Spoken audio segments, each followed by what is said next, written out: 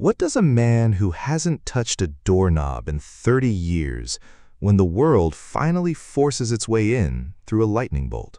He does exactly what he's been training for his entire life, without ever knowing it.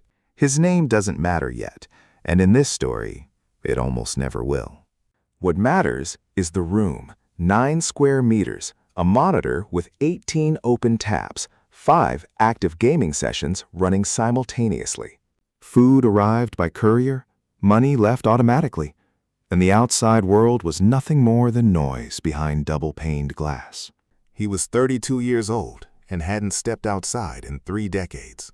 His mother had died 8 years ago and left him an apartment and a small bank account. He didn't go to the funeral, and that wasn't neglect. It was a choice, the same way everything in his life was a choice, stripped down to its minimum. People beyond the walls were a source of anxiety he had long since stopped apologizing for. The system was fine-tuned, running on autopilot, and for many years in a row, that had been enough. Then August arrived, and with it came thunderstorms, loud enough to penetrate even the double pane. The air conditioner broke down for the first time in years, and for the first time in 3 months, he opened a window. It was 37 degrees outside, and even at night the temperature refused to drop below 30. He sat by the open window, watching clouds gather over the residential block like a slow collapse. Lightning struck the antenna on the roof, and the current ran down the wall straight into the room. He saw a white flash, felt a jolt in his chest, and then it went dark. There was no pain, and that would have surprised him if he'd had time to be surprised. The darkness lasted a long time, and then numbers appeared inside it, green and floating, like the interface of a cheap mobile game. The first line? Status changed. Rebirth 100% complete. The second line listed his stats: strength 8 out of 100, agility 11, intelligence 47, luck 3. The third line, a first-level observation and analysis system, was now available. The fourth line offered a choice: accept the terms and begin, or refuse and disappear forever.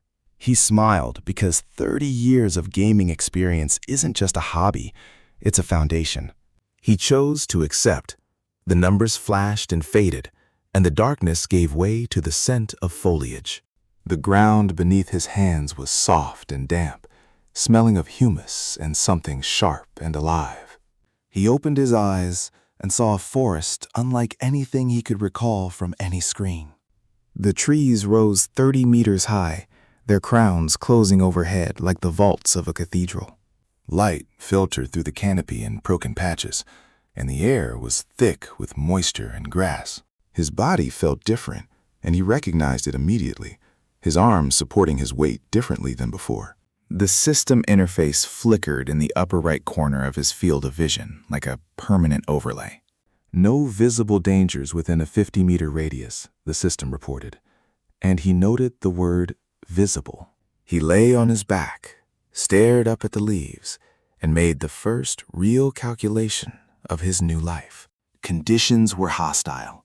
No resources, no allies, no one in any world knew he was here. But 30 years of seclusion had given him one thing that neither money nor power could provide. He knew how to think inside a confined space, how not to panic, and how not to waste a single move.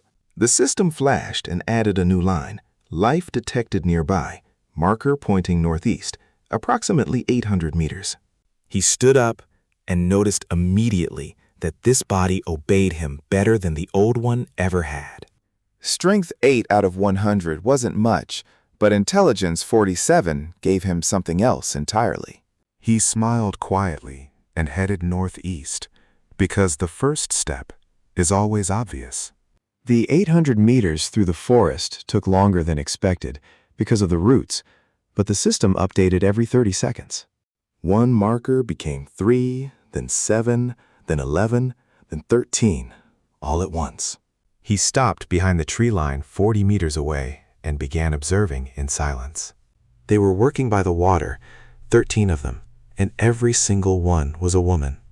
The system returned basic data: Elf race, levels ranging from 4 to 19, each one registered individually.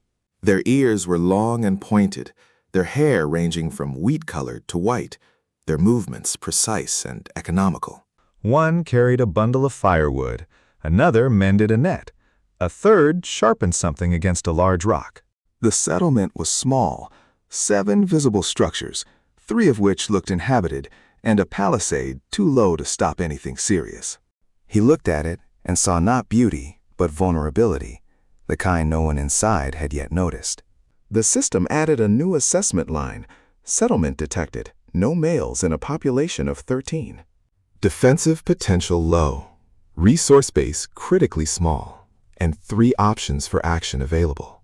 He chose the first option, observation and analysis, which granted a temporary +2 bonus to intelligence. He stayed behind the trees for another 20 minutes, reading every detail the settlement chose to reveal. Their food supply was visible through an open passage in the farthest building to the right of the water. He estimated it would last roughly 2 weeks for the current group, not a day more. 5 of them had weapons, 8 had none at all, and the highest level among them was 19. The system flagged her as the likely leader and tagged her immediately, and he memorized that tag. Her hair was completely white, and from 40 meters he couldn't make out her eyes, but her movement told him everything. Every gesture she made was a deliberate decision, not a reflex, not a habit, a choice. He emerged from behind the trees slowly, both hands visible, no sudden movements, nothing that could be misread. The elf sharpening something by the rock spotted him first, and the shout came before he'd taken 3 steps. The others turned instantly, and within 3 seconds, 5 of them had weapons raised. The white-haired leader took 2 steps forward, stopped, and looked at him without moving again. The system noted that the settlement's language partially matched the database, loaded automatically upon rebirth. He could understand roughly 60% of it, which was enough for what he needed right now. The leader spoke at length and angrily, demanding to know who he was and why he was there. She said man had no place here, that they knew how to defend themselves, and that he should leave. He replied briefly. He had come not to fight, but to build, and he had something they did not. She smirked and asked through an interpreter what a creature with no weapons and no level could possibly offer. He smiled quietly, because that exact question opened the only door that mattered. He said he knew how to ensure they survived the coming winter. She was silent for 3 seconds, and those 3 seconds were important, because silence means interest. Then she said, "Let him speak," and 4 out of 5 weapons lowered slightly. One did not lower hers, and he noted that one immediately, because that is exactly the kind of person worth remembering first. They didn't let him inside the palisade, and that was the right decision on their part, and he respected it. They spoke by the water, the leader listening and asking occasional questions in short, precise phrases. Her name was Erin, and by local reckoning, she was about 120 years old, equivalent to 30 human years. The settlement had existed for 4 years, and before that they had lived in a large elven city to the north. She didn't say why they left, and he didn't ask, because it wasn't important on the first day. Something else was important, and the system confirmed it with a red mark in the corner of his vision. They were running out of salt, and without salt, preparing for winter was impossible, and they already knew it. He knew where to find salt because he had seen a mineral spring by a stream 200 meters away. He told Erin he would show them the salt, and she looked at him for a long time without expression. Then she said that if the salt turned out to be rock, they would chase him away and never let him back. He replied with a single word, that they would go, turned around, and walked toward the stream without looking back. They thought he was bluffing and didn't know he had spent 20 minutes studying every meter of that ground. The stream was 204 meters away, and he walked without hurrying, counting steps automatically. 4 of them followed, weapons still in hand, and he could hear Erin's breathing behind him, steady and controlled. He stopped by a large gray rock and pointed to the white deposit at the water's edge. Erin crouched down, touched the deposit with one finger, brought it to her lips, and was silent for 4 seconds. Then she said it was indeed salt, and looked at him, and in that gaze there was no gratitude. And he liked that about her, because gratitude without verification is a weakness, and she wasn't weak. He said the opening led under the rock, and the supply would last at least 2 years. She asked how he knew, and he replied that he had been watching carefully as he walked through the forest. It was the truth, and at the same time, not the whole truth, and she sensed it from the pause that followed. She offered him food for 3 days and leave in exchange for the salt information. He smiled quietly, because that response told him exactly how little she understood yet. 3 days of food in the forest with no tools, no weapons, and a strength of 8 out of 100 is a death sentence. But he didn't need the bargain, and told her so directly, without explanation or softness. He said the salt was only the first thing, and she hadn't yet heard the second or the third. Erin stood up, crossed her arms, and looked down at him, even though they were the same height. She said a stranger with no rank and no weapons thought too highly of himself for the forest. The elf who had never lowered her weapon stood to the right, watching him without expression. The system returned her data immediately. Name, Lear, level 12, class, Ranger, 4 years of experience. He turned to Lear and told her she had done the right thing by not lowering her bow at the palisade. Lear didn't answer, and her expression didn't change, and that was the best answer out of all the possible ones. Erin frowned slightly because he hadn't addressed her, and that shifted the dynamic in a small but measurable way. He worked with small shifts because there were no big ones yet, and small ones compound. He told Erin he would stay at the edge of the settlement for 3 days and wouldn't enter without an invitation. In 3 days, he would show them 2 more things, and if they weren't needed, he would leave without argument.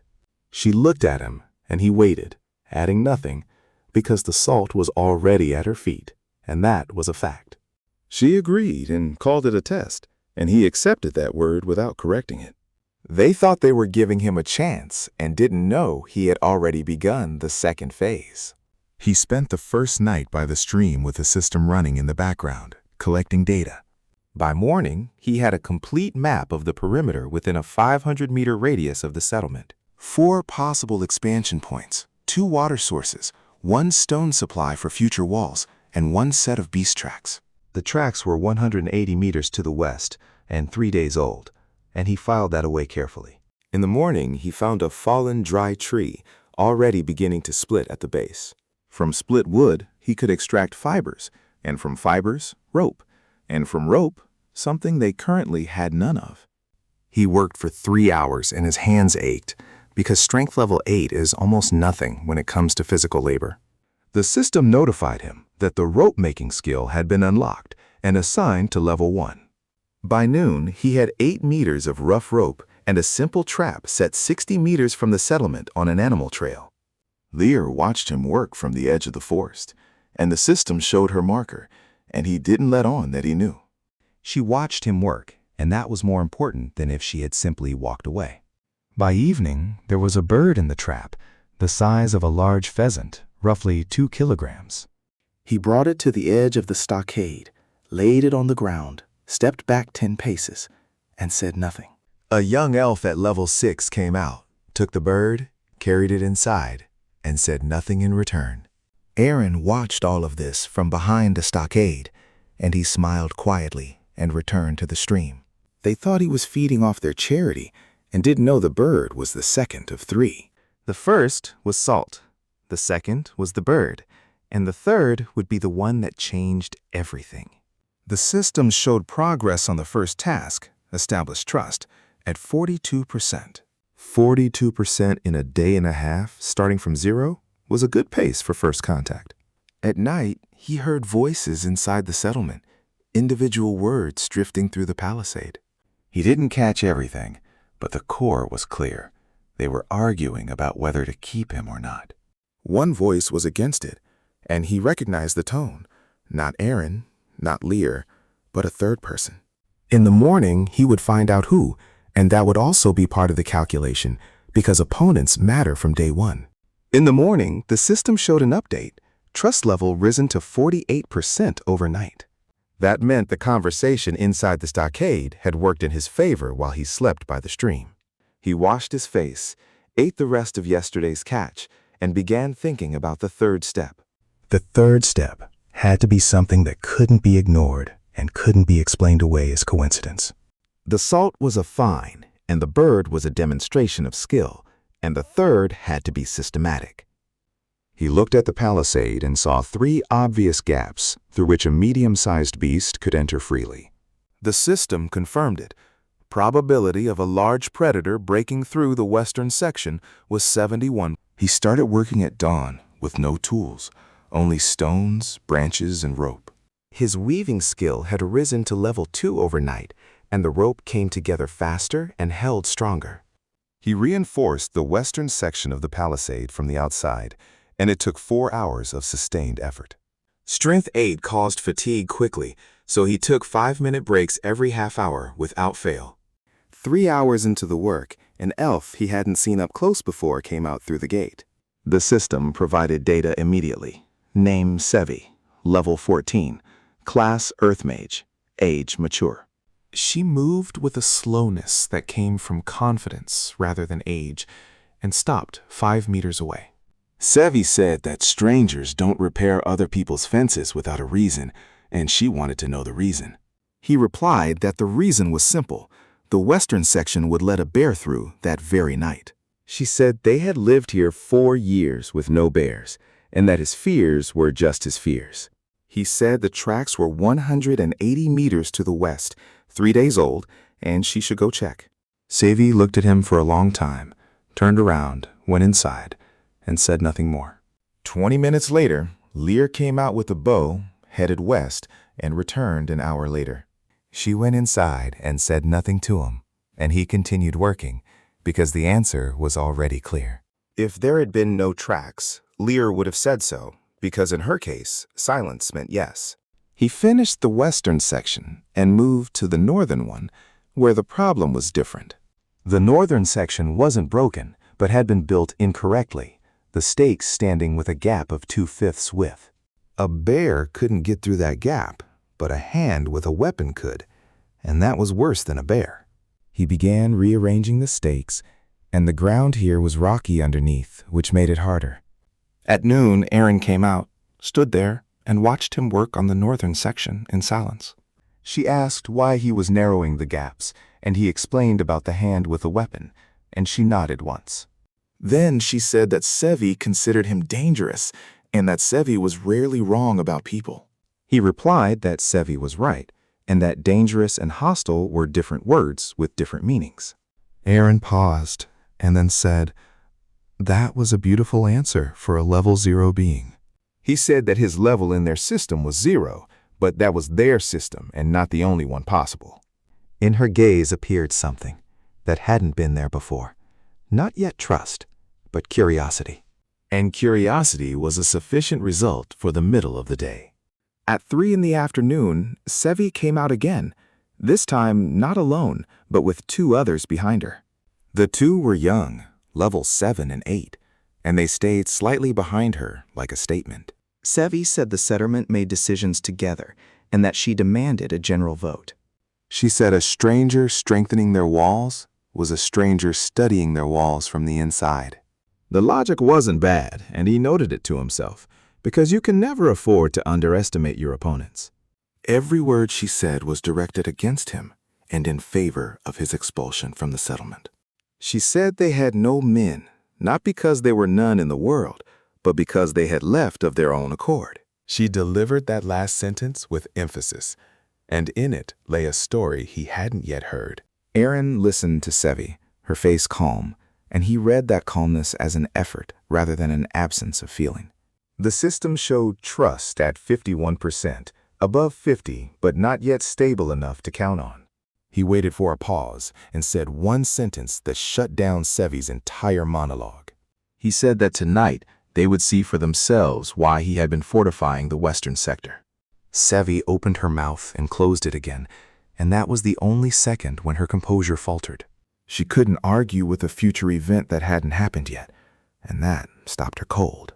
Erin looked at Sevi, then at him, and said the vote would take place after tonight. He nodded, turned away, and continued working on the northern section without another word. They thought he had put everything on the line and didn't know the bear was already on its way. At 1800 hours, the system detected a large object, 110 meters to the west. Estimated weight 200 to 250 kilograms, moving in a straight line toward the settlement.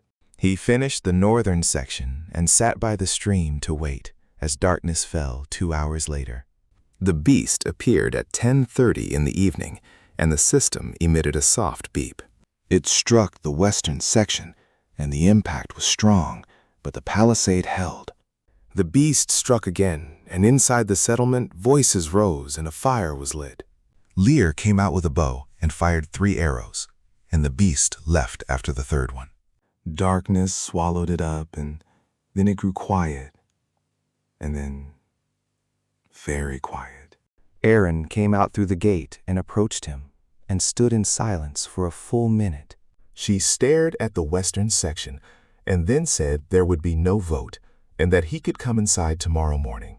He replied with one word, "Good," and added nothing more to it. Sevi stood at the gate watching him, and in her gaze there was no defeat, only assessment. Assessment was more dangerous than defeat, and he remembered that, because people like that don't stop. In the morning, he walked through the gate, and the system immediately updated the map with the inner perimeter. 13 structures, not 7 as he had counted from the outside, because several were hidden around corners. The settlement covered about 2,000 square meters, very little room for anything that needed to grow. The system marked 4 zones in red as critically inefficient use of interior space. The elves looked at him in different ways, and he read each gaze as a separate source of data. 3 looked with curiosity, 2 with weariness, and 1 turned away and left before he reached her. The one who turned away was level 9, and the system connected her to Sevi with a single note. He memorized her name, Aina, and kept walking, because there would be time to address that later. Aaron led him toward the central building without a word, her pace steady and forward. Inside, there was a table, benches, a hearth by the wall, and maps spread across the surface. The maps were drawn differently than he expected, the proportions off in ways that meant lived knowledge rather than surveying. Aaron said 40 kilometers to the north there was an orc camp, and she said it calmly, without panic. The calmness told him this was a familiar threat, not a new one, which meant they had been living next to it for years. The system requested permission to process the cartographic data, and he gave it without speaking. 8 seconds later, a digitized overlay appeared in the upper right corner of his vision with the orc camp marked. Travel time to the settlement, 6 hours, the system calculated, and he filed that number away. A second marker appeared 22 kilometers to the east, flagged with a question mark. He asked Aaron what was to the east, and she paused before answering, her eyes moving briefly to the map. She said there used to be a human settlement there, but 3 months ago, it had stopped responding. Stopped responding meant one of 2 things, and both options were bad news for the little forest settlement. He didn't say that out loud, only nodded and asked her to show him the rest of the settlement. She led him through all 13 buildings, and he counted, measured, and memorized everything as they moved. The granary was 30% full, not enough to last until the next harvest. The tools were few, half in poor condition, needing replacement or repair before they became useless. There was only one well, and it sat in the center of the settlement, a vulnerability he noted immediately. The workshop was small, and an elf named Tave, level 16, was working there when they entered. Tave was the only one who didn't look at him when he stepped through the doorway. Her hands were strong and her movements precise, and she kept working as though visitors didn't exist. He asked Aaron what Tave was doing, and Aaron said she was repairing arrowheads for Lear. He asked permission to stay in the workshop for a minute, and Aaron nodded and stepped aside. He walked over to Tave and said he saw 3 improvements that would double her work speed. Tave stopped a hammer and looked at him for the first time, her eyes dark and calm. She said one word that meant speak, and he understood immediately that this was exactly the person he needed. He explained the angle of the anvil, the sequence of operations, and how metal temperature affected the result. This was basic knowledge from dozens of hours in games with crafting mechanics, and it was accurate. Tave listened without interrupting and tried the new angle right there in front of him, without a single word. The result was better, and she saw it, and put down the hammer and said she had remembered everything. Sevi was waiting for him at the workshop exit, and he wasn't surprised because he had been expecting her. She said knowledge about metal could be found in books and that it didn't make him valuable. He replied that they had books and asked her to show him the one that explained the angle of the anvil. Sevi didn't answer, and it wasn't a loss. It was a pause, and he understood the difference between the two. Then she said something that was heavy and specific, and so he listened carefully, without interruption. She said the last man who had come to them with useful knowledge had taken everything afterward. Took everything meant something with weight behind it. And he didn't ask what exactly. Not yet. He said that he heard her and that she had every right to watch his every move without restriction. Sevi looked at him, searching his face for a lie, and he let her look for as long as she needed. Then she said she would be watching, and that he should know it, and not pretend otherwise. He said that was exactly what he was counting on, turned around, and walked back toward the central building. She thought surveillance would stop him, and didn't know that surveillance was part of his plan, too. That evening, he sat with Aaron by the hearth, and the system showed trust at 63%. He told her the settlement needed 3 things immediately, and that he had a specific plan for each. The first was a second well by the north wall, because a single well means certain death during a siege. The second was expanding the granary to a capacity that would cover a full year for everyone present. The third he saved for last, and Aaron listened as the firelight moved steadily across her face. The third was training, and he said each of them must be able to do more than one task under pressure. Aaron said they already knew how to do a lot, and he agreed, but said it wasn't enough yet. She asked why not enough, and he replied that the orcs 40 kilometers away wouldn't wait forever.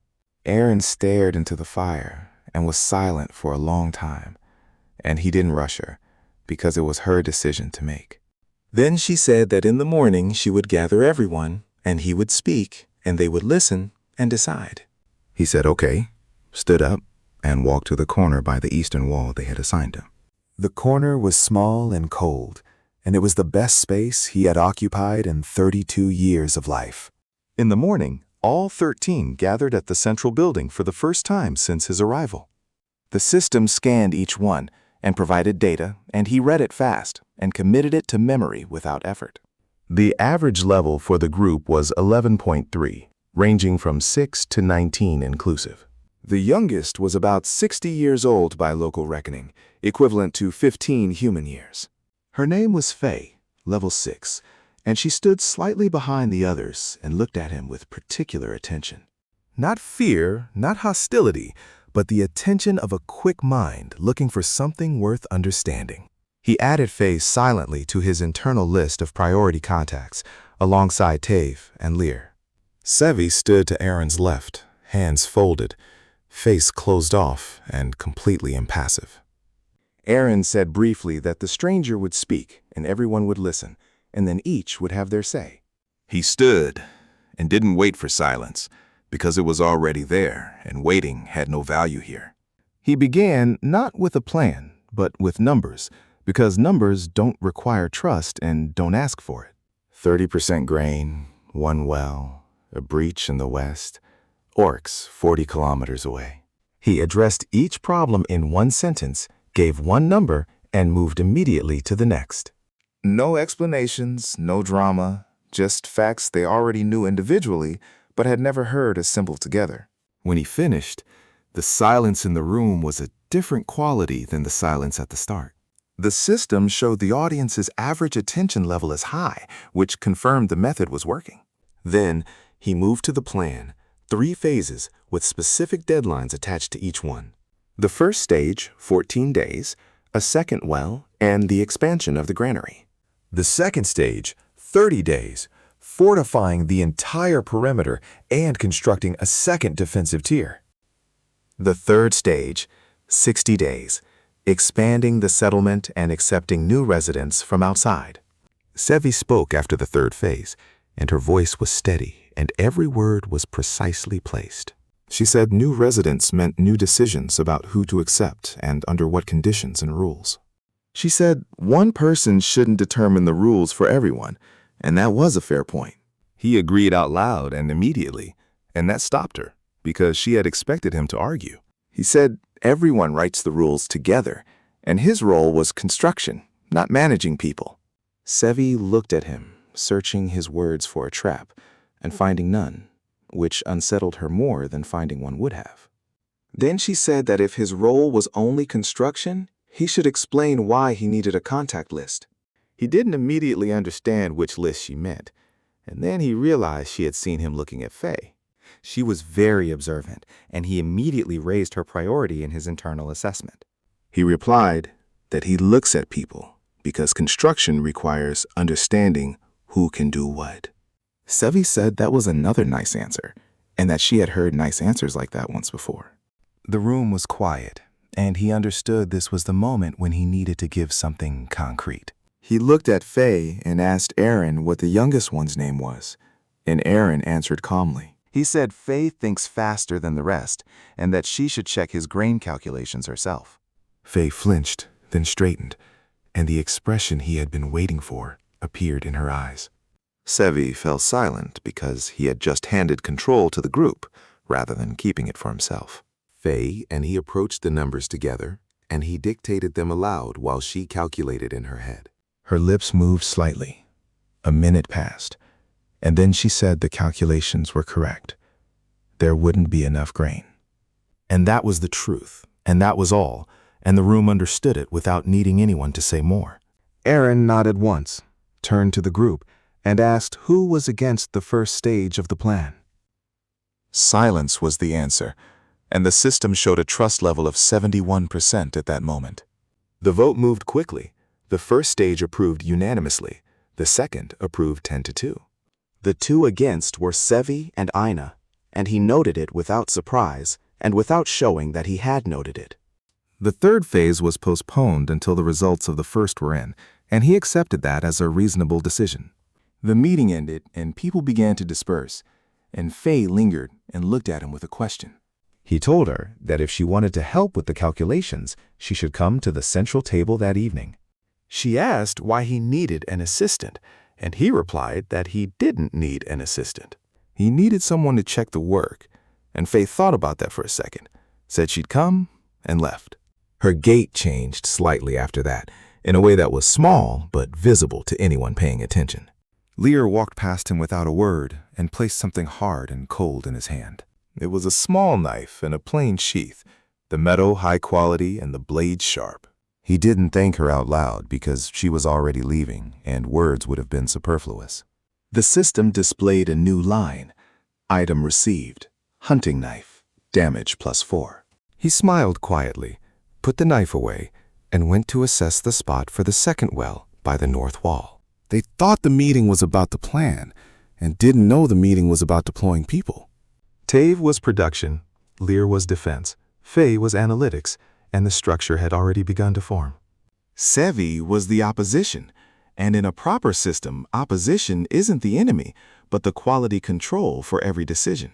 The next morning, they began digging the second well, and the system pinpointed the spot to within half a meter. He explained the angle and depth to Tave, and she relayed the instructions to two elves with shovels. He went to the granary himself because the expansion required understanding the structure of the walls first. The walls were made of good wood, but the joints were weak, held together by luck rather than craft. Faye arrived uninvited at 8 in the morning, stood nearby and watched as he examined the joints. She asked what he was looking for, and he explained about stress points, and she understood immediately. Then she found 2 more points herself that he had missed and pointed them out silently with one finger. He nodded, made a note, and the system added them to the diagram and recalculated the repair priority. By 10 in the morning, he had a complete expansion plan for the granary with a full sequence of steps. Faye translated his explanations to the others because his vocabulary in their language was growing slowly. 60% comprehension was enough for conversation, but not enough for precise technical instruction. The system offered a language learning task with a bonus of +1 to intelligence, and he accepted it immediately. The task went into the background and began accumulating progress through every conversation that followed. By noon, the first day of construction had already yielded measurable results. The well had been deepened by 2 meters out of the 8 needed, and the granary had received reinforced joints at 4 critical points. The system showed overall progress on the first stage at 9%, and he accepted that figure without impatience. Sevi appeared at noon and watched the work at the well, neither interfering nor helping. He approached her himself because ignoring an observer means losing information about their conclusions. He asked what she thought about the depth, and she replied that 8 meters was correct for this soil. It was the first neutral statement she had made to him, and he accepted it without comment or celebration. She added that she knew of herbs that could strengthen wooden walls better than any joint reinforcement. He said he wanted to learn about those plants, and she studied him with the same measuring gaze as before. Then she left and returned an hour later with a bundle of plants, placed them against the wall without a word. The system identified them: tree resin and binding moss. Application: structural reinforcement of wood. He applied the resin to the granary joints, and the result was visible immediately through a change in color. Tave came over, touched it, and said it was better than what they had been doing for the past 4 years. Sevi heard that and didn't react, but she hadn't left the construction site since. The system showed trust at 76%, and Sevi was no longer marked in red. On the third day, the first real complication arrived, and it came not from within, but from outside. Lear returned from patrol early, face impassive, movements faster than usual. She approached Aaron and spoke quietly, and he caught roughly half of it from where he stood. Tracks, many, north, 2 days, and those words assembled into one clear conclusion. Aaron called him over and said Lear had found orc tracks roughly 28 kilometers away. A squad moving south, approximately 12 to 15 of them, based on the ground they had left behind. 40 kilometers had become 28, and that meant there was less time than any of them had thought. The system recalculated and returned a new estimate. At current speed, the orcs would arrive in 8 days. He kept his face steady, and that was important because every set of eyes in the clearing was on him at that moment. He told Aaron the plan wasn't changing, but the priorities were, and that securing the perimeter was now the top task.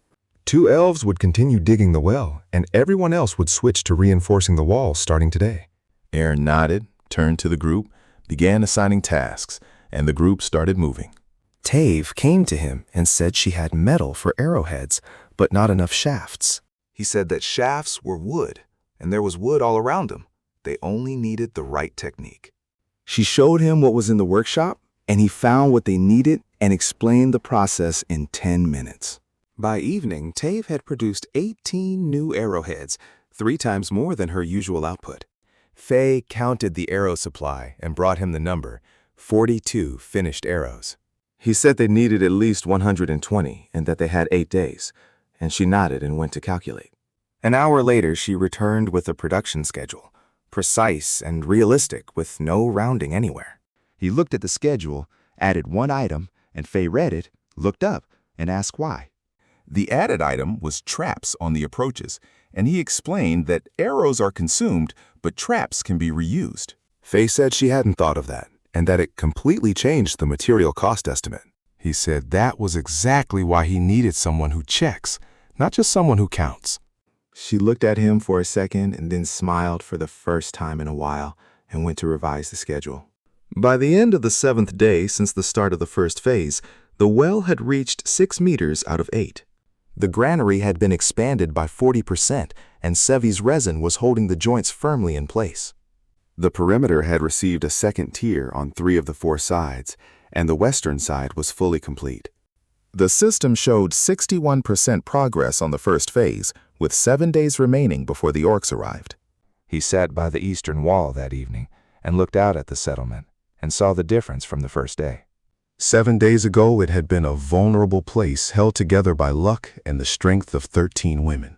Now it was becoming something else, and that something else had taken a visible shape.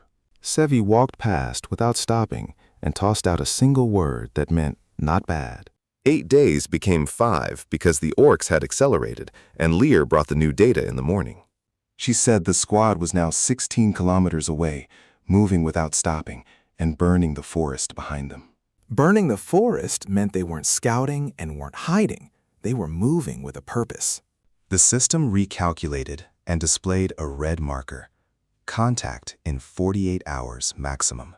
He gathered everyone at the central building, and this time there was no vote and no discussion. He said they had 2 days and assigned tasks in 4 minutes. No pauses, no questions.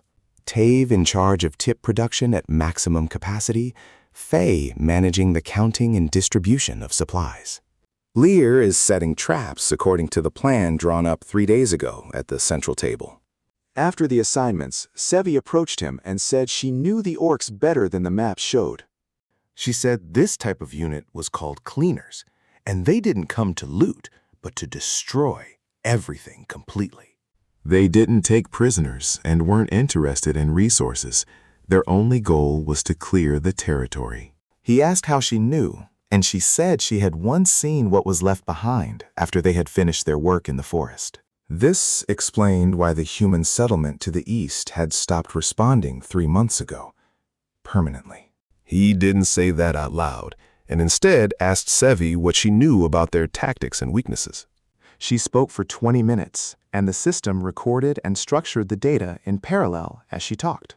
By the end of the conversation, he had 6 operational parameters about their tactics and 2 critical weaknesses. The first weakness, the cleaners always attack head-on from a single direction. The second weakness, they carry no archers and rely entirely on numbers in close combat. A frontal attack without archers against a fortified perimeter was an equation he had solved 1,000 times. He smiled quietly, went to Lear, and adjusted the trap layout based on everything Sevi had said. Lear listened, rearranged 4 of the 12 traps, and added 3 new ones at the northern entrance. He asked how many arrows she currently had, and she said 97 out of the required 120. Tave worked without stopping, and by the evening of the first day, the count had risen to 108. Faye brought the updated schedule, and it showed a surplus, which meant Tave had exceeded the plan. The night before the second day, he spent not at the eastern wall, but on the upper tier of the northern perimeter. The system ran in scan mode, updating data every 10 seconds instead of 30. At 3 in the morning, a marker appeared 8 kilometers to the north, and it was moving slowly but steadily. He woke Lear, and she got up without a word, grabbed her bow, stood beside him, and stared into the darkness. She asked how many, and he said the system was showing 13 markers, one larger than the rest. Lear said the large one would be the leader and that they needed to take out the leader first. She said everything would slow down the moment the leader fell, and he agreed. And she didn't reply, because she already knew. He added that the leader would be in the center, and that the center was the zone of the third trap. Lear didn't respond, and he realized she had already thought this through before he had spoken. Dawn came gray and foggy, and the fog was good because it covered everything they had prepared. He positioned the L's in their places, and the positions were clean and simple. 4 on the northern tier with bows, 3 below at the gate with long spears Tave had sharpened razor-sharp the night before. Sevi and 2 others held the eastern flank in case the orcs tried to bypass the perimeter. He stationed Faye by the granary and told her that her task was not to fight, but to count and report. She started to object, and he said that eyes that count are more valuable than hands that hold weapons. Faye looked at him, nodded, and went to stand exactly where he had told her to stand. Aaron stood next to him on the upper tier, a long blade at her side, silent and watching the fog. The orcs emerged from the fog at 6 in the morning, and there were 13 of them, exactly as the system had shown. They moved in a tight group, with the leader in the center, a head taller than the rest. The first trap went off 8 meters into their approach, and 1 orc fell, and the squad halted for a second. Lear released her first arrow the moment they stopped, and it struck the second orc to the right of the leader. The group didn't retreat. It accelerated, which was exactly the behavior Sevi had described. The second trap went off, and another orc fell, leaving 10 still moving and now running for the walls. The third trap was positioned right at the palisade, and the leader stepped on it 2 meters from the wall. He didn't fall, but he slowed, and at that moment, Lear fired 3 arrows in rapid succession. 2 of the 3 struck the leader, and he fell, and the squad stumbled and lost 3 seconds to confusion. 3 seconds is a long time when Lear is the one shooting, and 3 more orcs fell during those 3 seconds. The remaining 6 charged the gate, and the gate held because Tave had been reinforcing it for 2 solid days. 3 elves with spears met those who tried to force the bottom edge, and the spears did exactly their job. The battle lasted 11 minutes, and the system counted every second and updated the casualty counter. No casualties on their side, 2 minor injuries, and Sevi took a cut on her arm. The last orc tried to flee north, and Lear brought him down with a single arrow from 70 meters away. The system displayed its assessment. Threat eliminated, experience gained. Protagonist now at level 2. He climbed down from the platform and walked the entire perimeter, checking every point. Everything was holding and everything was standing, and Aaron walked silently beside him through the whole inspection. When he finished, she stopped and looked at him and said they had lived here 4 years without ever coming out of a battle without casualties. He replied that today was the first time, and that next time would be better because they would know more. Sevi approached holding her cut arm and looked at him, and for the first time, the judgment in her gaze was gone. In its place was something that had not been there in any of the days that came before, and that something was closer to respect. Neither of them said anything, and they both understood that words would have been superfluous. Faye ran over from her post and exhaled a single number. 13 came in and 0 left. And that was everything that needed to be said. The day after the battle was quiet, and the silence had a different texture than the absence of sound. It was the silence of people who had done something they had never done before, and were sitting with what that meant. He didn't rush anyone and called no meetings and gave the settlement a full day without tasks or plans. The system showed trust at 89%, and he accepted that figure the same way he accepted all of them. Tave was working in the workshop because, for her, work was what rest was for other people. He stopped in during the middle of the day, and she was forging something new, and didn't say what. Then she said herself that she was making a second knife, and that it would be better than the first. And she looked at him. He understood it was meant for him, and nodded once, and she went back to work without another word. Lear went into the forest at dawn and returned at noon with the patrol report on the tracks surrounding the settlement. No orc tracks within 5 kilometers in any direction, and she had checked every one. But she had found something else and placed a small object on the surface in front of him. It was a clasp from a human cloak, the metal urban-made and high quality. The system identified it immediately. Human-made, no more than 2 weeks old. Commercial style. Commercial style meant a merchant or a scout, and both options meant someone had already seen them. He asked Lear exactly where she had found it, and she pointed. Southeast, 3 kilometers away. Southeast was the opposite direction from the orc camp, and this completely changed the picture of their exposure. He didn't tell Aaron right away, and gave himself an hour by the stream to think it through fully before going to her. 3 possibilities remained after the system had filtered out the implausible ones. A random traveler, a merchant scout, or military intelligence from an outside settlement. A random traveler didn't explain the quality of the clasp, and military intelligence didn't explain the solitary footprint. A trade scout was the most likely option, and that was both good news and bad news at the same time.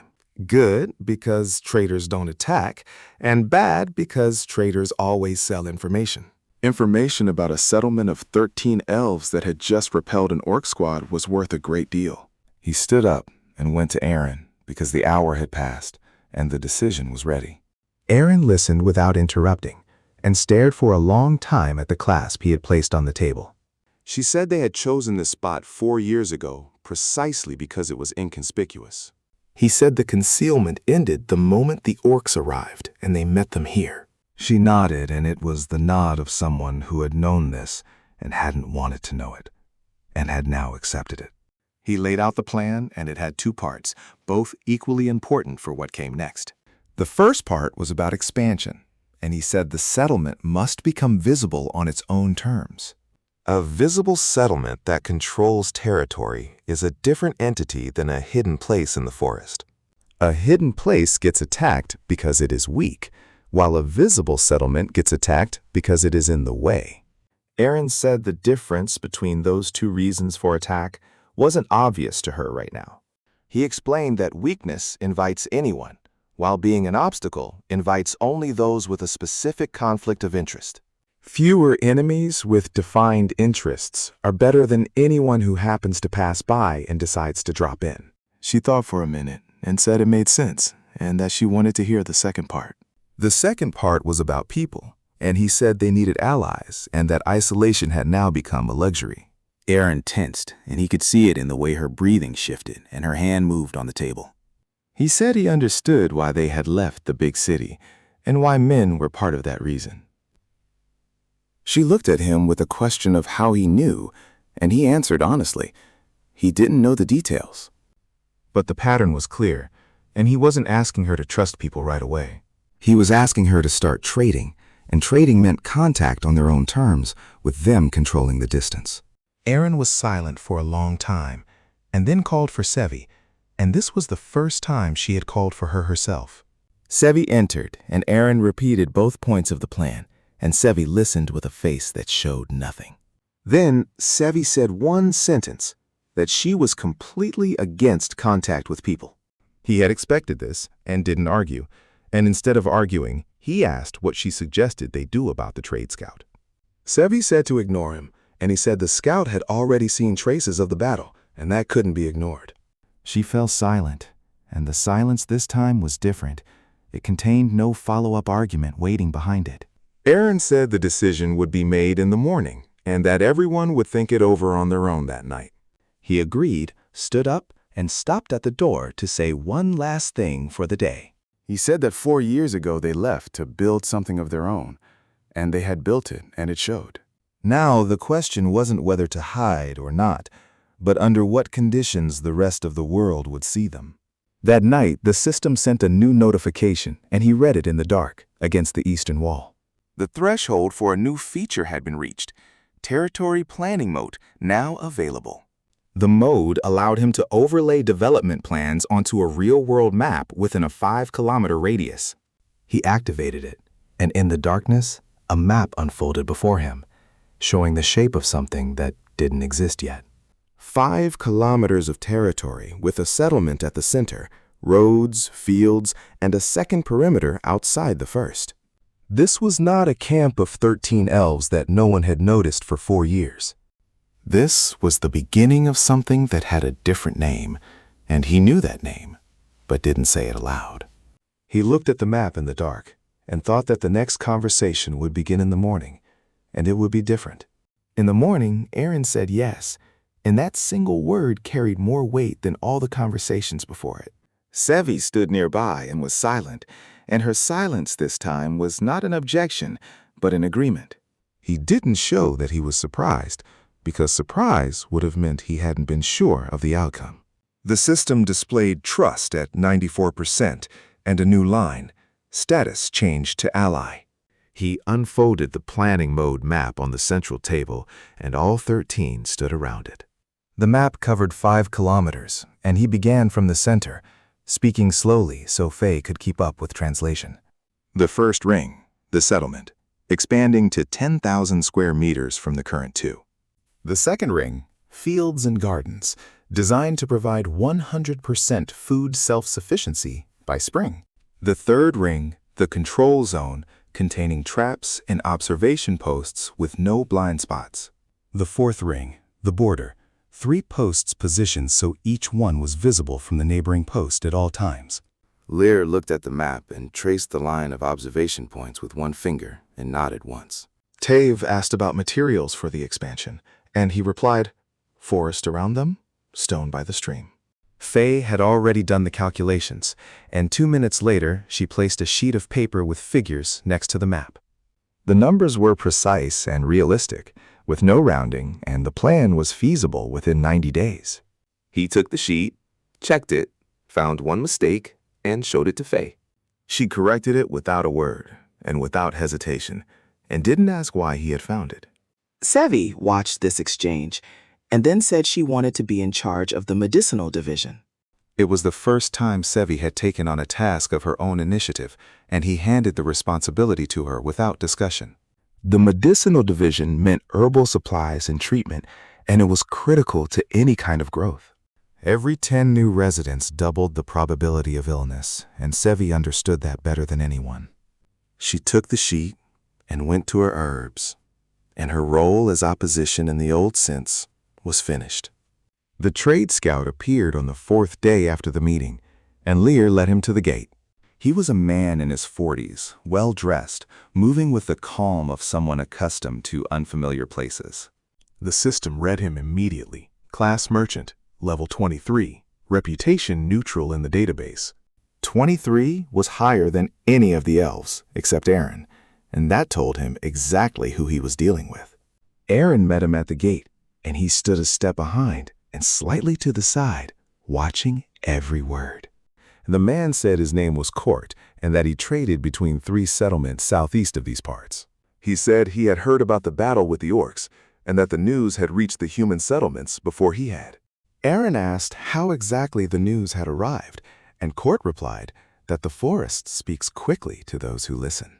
He smiled quietly because that meant Court had a network of informants, which made him far more than just a merchant. A man with a network of informants is a hub through which everything important eventually passes. Aaron glanced over her shoulder at him, and he gave a barely perceptible nod, and she turned back to Court. She said she was ready to discuss an exchange, and that the terms would be negotiated by the man behind her. Court looked at him, and his assessment was fast and professional, taking in everything in 2 seconds. He asked who this was and where he was from, and the answer was a single phrase, local. And that is all you need to know. Court smirked, the smirk of someone who had heard that answer many times and was not particularly troubled by it. He said he was ready to trade and listed what he had: salt, iron, seeds, cloth, and tools. They already had salt, so he named iron, seeds, and tools and gave specific quantities for each. Court named a price, and the price was calculated on the assumption that they didn't know market values. He named a counteroffer, and it was exact, and Court paused and looked at him differently than a moment before. Court asked where he had studied trade, and he replied that he had read a lot, which was true and not the whole truth. 30 years of economic simulators and trading games had given him a precise understanding of exchange structure. They reached an agreement in 20 minutes, and the terms were fair to both sides. A good deal for Court meant he would return, and a returning merchant with a reputation was worth far more than one good trade. The system recorded trade contact established and unlocked a new feature, the trade route map. Court was leaving and turned at the gate to say he would return in 2 weeks with the first shipment. He added that he had heard of another orc camp to the northwest and that it was larger than the first. He asked how much larger, and Court said roughly 40 of them, active for about a month already. Then he left and walked into the forest and disappeared, and the gate closed behind him. He stood at the gate, counting time in his head, and the math was different now. 40 orcs against 13 elves was not the same equation as 13 against 13. But they had time, and time was a resource he knew how to use better than almost anything else. He returned to the central table and unfolded the map, and Faye sat down silently beside him. She set out a blank sheet of paper, prepared a quill, and waited, about needing to be told what came next. And that was exactly what was needed. 3 months later, the settlement had changed in ways visible in every detail around them. The area had grown to 8,000 square meters, and new buildings stood exactly where the map had placed them. 6 new residents had arrived, 3 elves, 2 humans, and 1 gnome. The gnome's name was Brecca, level 28, and she had come on her own, saying she had heard about the settlement. Heard meant the settlement's reputation had reached people who were looking for a place to stay, not just passing through. Sevi greeted Brecca with caution, and a week later, they were working together on the medical supplies. The second well yielded water on the 68th day, and Faye recorded the exact date in the journal. The system displayed a notification longer than any he had seen before, and he read it carefully. The development threshold had been reached, and the settlement status had changed from camp to settlement. The next threshold required a population of 50 people and 3 established trade connections. The threshold after that was named with a single word followed by a question mark, and the word was kingdom. He closed the notification, stood up, and walked out to the upper tier of the northern perimeter. He looked out at the forest, the same one he had fallen into after 32 years inside 9 square meters. Back then, he had nothing but 47 points of intelligence and 3 decades in a confined space. A confined space teaches one thing above all else, and that thing is not fear. It is the ability to see the system as a whole when everyone around you only sees their own piece of it. He smiled quietly, because the question mark next to the word kingdom was not a question, not for him. Aaron climbed up to the tier and stood beside him, looking in the same direction without speaking for a long time. Then she asked what he saw when he looked at the forest, and the question was genuine, not rhetorical. He replied in one sentence that he saw the boundaries of what did not yet exist but had already begun to take shape. Aaron was quiet for a minute, and then said that 4 years ago they had set out looking for exactly this. She didn't say they had found it, and he didn't say they had only just begun, and they both knew both of those things. Below them, Lear appeared and looked up and said, "The guard posts to the west and east were ready." Tave came out of the workshop, hands covered in soot, holding something new, looking up at the tier. Faye was sitting at the central table inside, and candlelight fell across a sheet filled with numbers and a plan. Sevi stood by the medicine supplies talking to Brecca, and neither of them was looking his way. That was the best sign of all, because the best sign is when the system works without you standing over it. He thought back to the first day, the 800 meters through roots, the white-haired woman who told him to leave. He thought about the salt at the water's edge, and Aaron's finger touching the deposit, and her 4 seconds of silence. He thought about the night by the stream, while the bear tested the western section and the settlement held its breath. He thought about Sevi's eyes the morning after the battle, assessment replaced by something he hadn't earned yet then. Every step had been a calculation, and every calculation had been built on the one before it. Strength 8, Agility 11, Intelligence 47, Luck 3. He had built everything visible below him with those numbers, and 30 years of knowing how to think inside a confined space. The question mark next to the word kingdom blinked quietly in the corner of his vision. He didn't reach for it yet, because reaching before the foundation is solid is the one mistake that can't be corrected. But he saw the path, and the path was clear, and the next step was already visible from where he stood. The system displayed a final line in the upper right corner, and he read it once without reading it again. The first level is built, and the next level is beginning, and there is enough time. Enough time was not a comfort. It was a resource, and he knew exactly how to use it.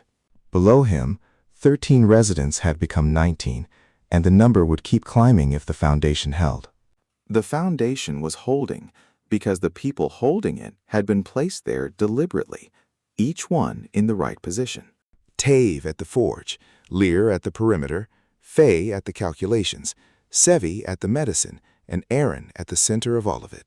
And he stood on the upper tier of the northern perimeter, looking at the forest, which was no longer just a forest. It was a territory with a boundary, and the boundary was visible because something worth protecting now stood inside it. He had come here with strength 8, a hunting knife he hadn't earned yet, and one unshakable habit.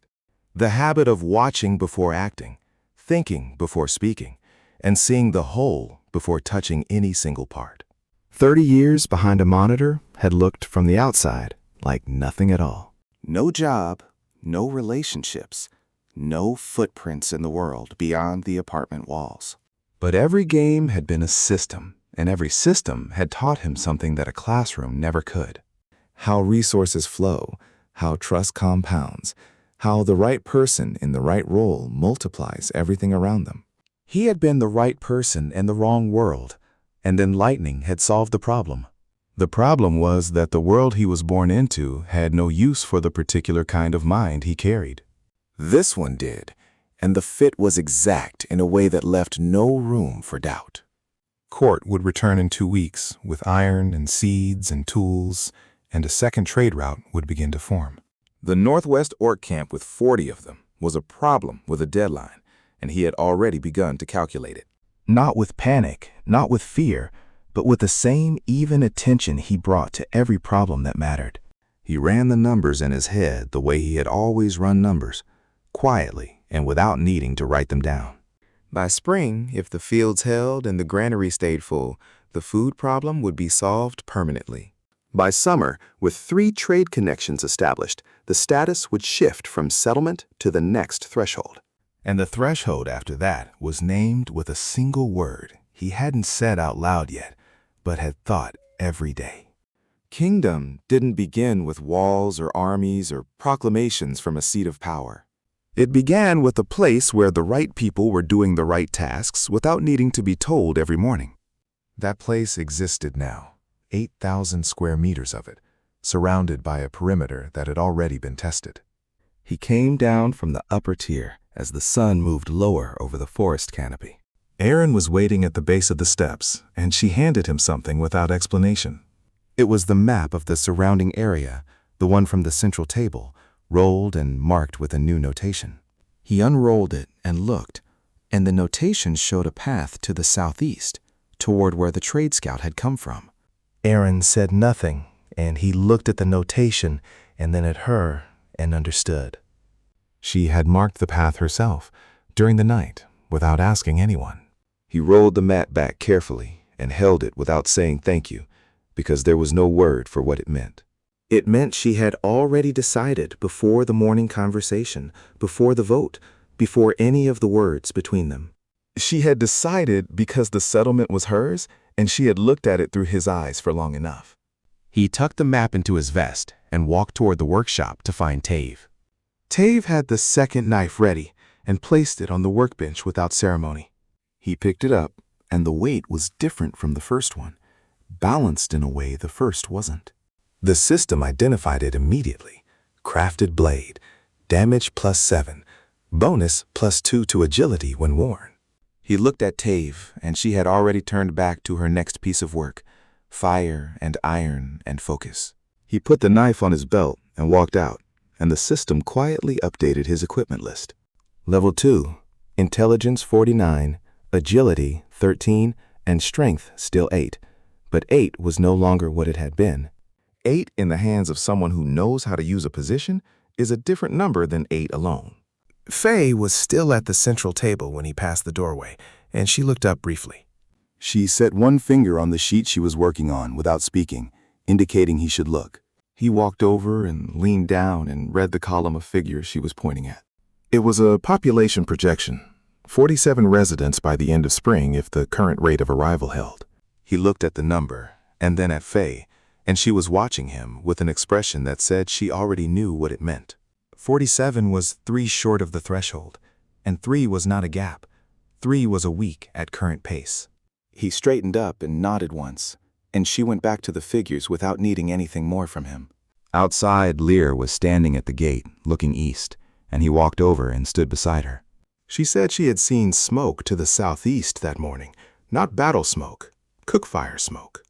Cookfire smoke meant someone camped nearby, and camped nearby on the road that Court used meant more than coincidence. He asked how far, and she said roughly 4 kilometers, and moving slowly or not at all. He looked at the smoke direction, and then at the map notation Erin had made the night before. The path she had marked led exactly through that 4-kilometer point.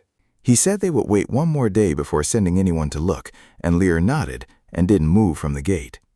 That evening, he sat alone by the stream where he had spent his first night and listened to the settlement behind him. Voices, the sound of a hammer in the workshop, water from the second well being drawn for the evening meal. 9 days ago, all of that had been silence and a place too small and too fragile to be called a plan. Now it was a sound he recognized the same way he had once recognized the sound of a system running correctly. Not perfectly, not without friction, but with the particular rhythm that means the components are in place. The stream ran over the mineral deposit at the water's edge, and the white salt crystals caught the last of the light. This was where it had started, a finger touching white stone, and 4 seconds of silence. From that one fact, everything else had been built, not by luck and not by power, but by sequence. Every step had opened the next, and every next step had been visible because he had looked far enough ahead.